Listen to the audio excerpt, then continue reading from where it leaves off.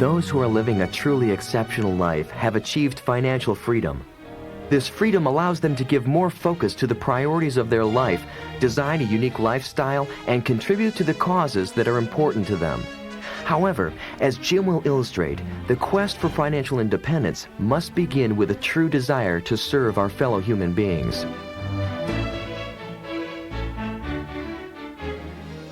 Let's now cover financial independence. At least we'll get started.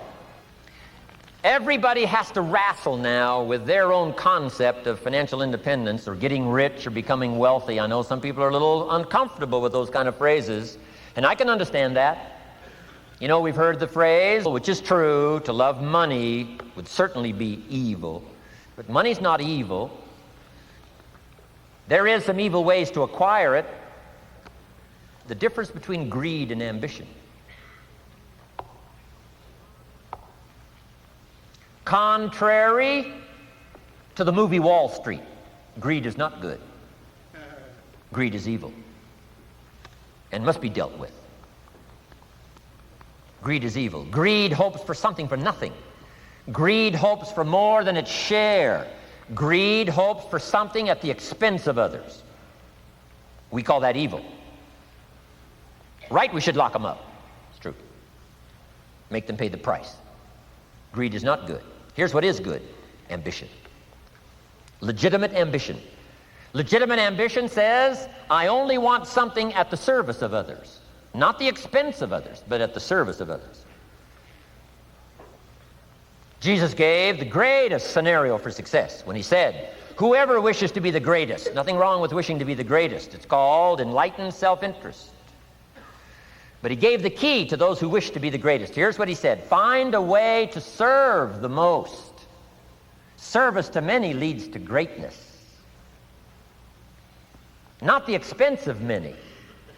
Not at the calamity of many.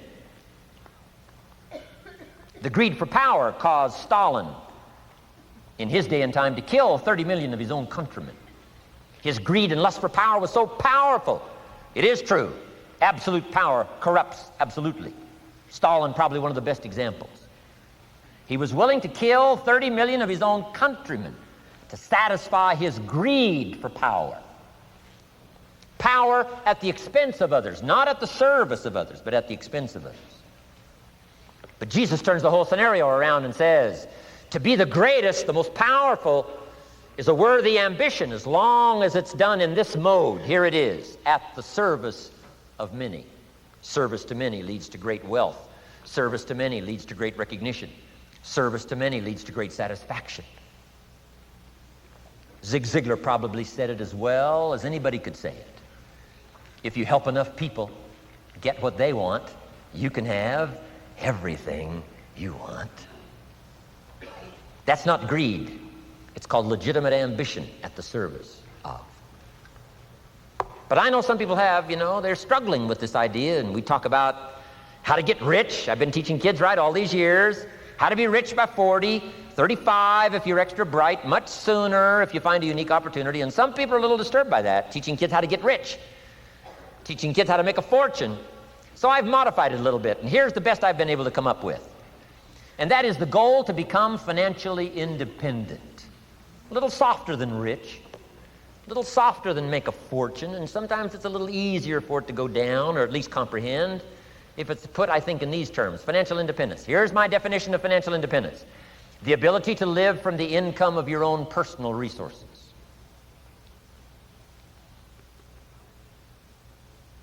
It's powerful. And I think it's a worthy goal. I think it's a worthy and legitimate ambition. To render good service, to develop skills in the marketplace, and to become so valuable that you can have the resources, and finally, have enough resources, well invested, to where you could live independent from the income of your own personal resources. Then if you do wise things with your resources and the income, all the things you'd like to do, the projects you'd like to support, things you'd like to take care of that you can't take care of now, I think it's a worthy ambition, financial independence.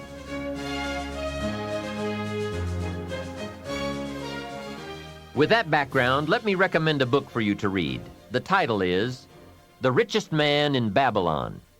by George Clason. Perhaps you've already read it. I would suggest that you read it again. It's just a small book. You can read it in one evening. I call it the appetizer for the full discourse on the subject of financial independence.